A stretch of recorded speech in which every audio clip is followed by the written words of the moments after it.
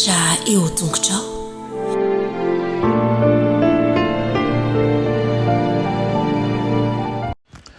Fahalomeravantsika tsirairavindray tonga eto amin'ny fandraisana lesina ho an'ny lehibe isika amin'ity an'io ty manona fahasoavan'ny tompo aminao hatrany ihany koa ka idina indrindra mba ho eniky ny fahasoavany enaky ny famondrampony tokoana isika. Loha indirantsika ny amin'ny lesina an'io dia hivavaka isika.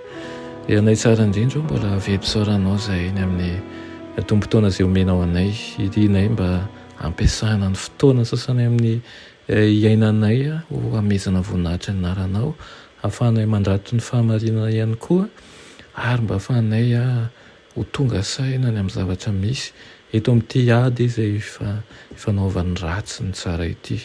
Andany aminao izany fanerena indrindra ko mangataka aminao izay miantoro-marika rehetra avy aminao. Aminaran'i Jesosy, amen. Loha teny lesina antsika androany dia manao hoe tompoko omeo izany rano izany aho. Toy ny lesona ny anarantsika omaly dia ho fafazako rano madio ianareo izy izy ao amin'ny Ezekiela io dia adio ny mba ho afaka amin'ny fahalotoana rehetra sy ny sampinareo rehetra no anaovako anareo sy ny anadiovako anareo ary homeko fo vaovao ianareo ary fanahy vaovao no ataoko anatinareo ary esoroko amin'ny nofonareo ny fo vato ka homeko fo nofy ianareo ary ny fanahiko no ataoko anatinareo ka hatonga anareo andeha araka ny lalako sy tanjona ny fitsipiko ka hanaraka azy. Tao anatin'ireo toe-javatra roa ireo dia nitady izay fomba hanatratrarana an'ireo olona ireo tamin'ny fahamarinana ara-panahy Jesosy. Na dia sara nohatra avy tamin'ny zava-misy teo amin'ny fiainana andavanandro aza no nampiasainy tamin'izany. Samy tsy nahatakatra an'izay tiany Jesosy ambary izy roa. Azo antoka izany tamin'ny voalohany nanontaniany Nikodemosy amin'ny fomba fahafahan'ny olona anankiray ateraka indray izany hoe ahoana no iverenany ao an-kibon-dreniny.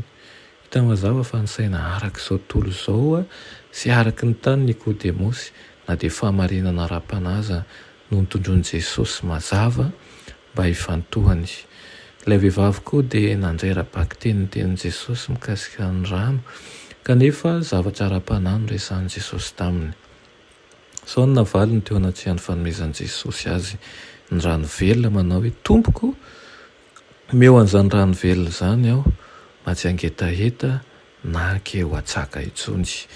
Noheveriny fa hampitsahatra ny dia lavitra fanonaony mba hatsaka ny rano izay omeny Jesosy ka hampiainany mety fifaninany amin'ny olona mahagaga tokoa ny niovan'ny resaka avy amin'ny fangatan'i Jesosy rano hosotroana ho amin'ny fangatan'ilay vehivavy rano taminy indray.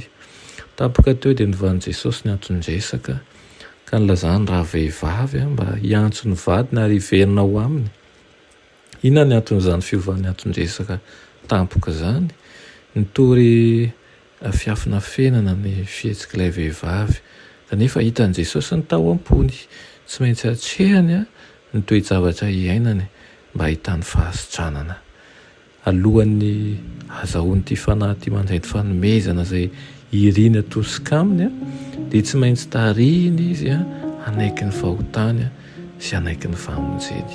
Tahaka izany ihany koa isika alohan'ny azahoantsika mandray ny fanomezana izay irintsika tokoa dia tsy maintsy tarihiny fanahy isika hanaiky ny fahotantsika, hiaiky n'izany fahotantsika izany sy hanaiky ny fahamonjena izay atolotry Kristy.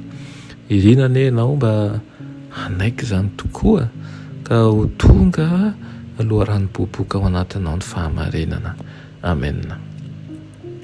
Ry Tompo Andriamanitra misaotra anao izay ny amin'izany teninao izany. Miasa ianao Tompo ao anatin'ny fonay tsirairay avy indrindra izay mihaino izao fandaran'izao. Ho fo ny fo vato, ho foloana ho fo nofo, ho tanolona ka hitsiriany teninao, hanapa-kevitra izahay isan'andro mba hanolo-tera ny aminao. Anaran'i Jesosy, amen.